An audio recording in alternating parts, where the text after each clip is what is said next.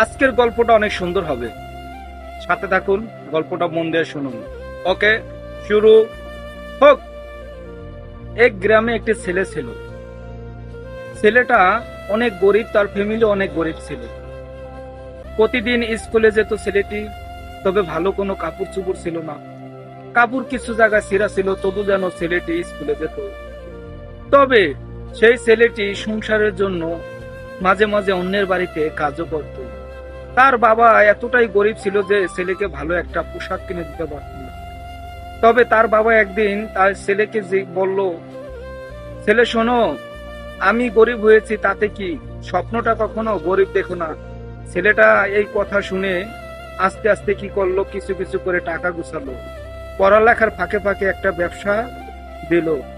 আর ছোট ছোট সেই ব্যবসা দেখে মানুষ হাসাহাসি শুরু করলো।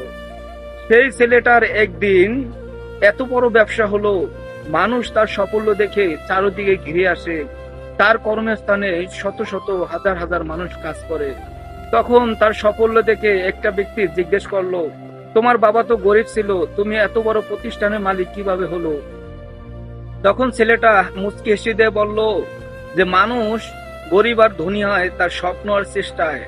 আমার বাবা এমন একটা গল্প করলো, সেই গল্পটা শুনে আমি তখনই আমার জীবনের মোড় ঘুরিয়ে দেই। আমি অল্প অল্প করে সঞ্চয় করে তারপরে ছোট একটা ব্যবসা করে ধীরে ধীরে সেই ব্যবসাটাকে বড় করে আজকে অনেক বড় কর্মস্থান গড়ে তুলি। আজকে আমার সাফল্য সবাই দেখে। মনে রাখবা, তোমরা যদি বড় হতে চাও তাই ছোট থেকেই কিছু করো।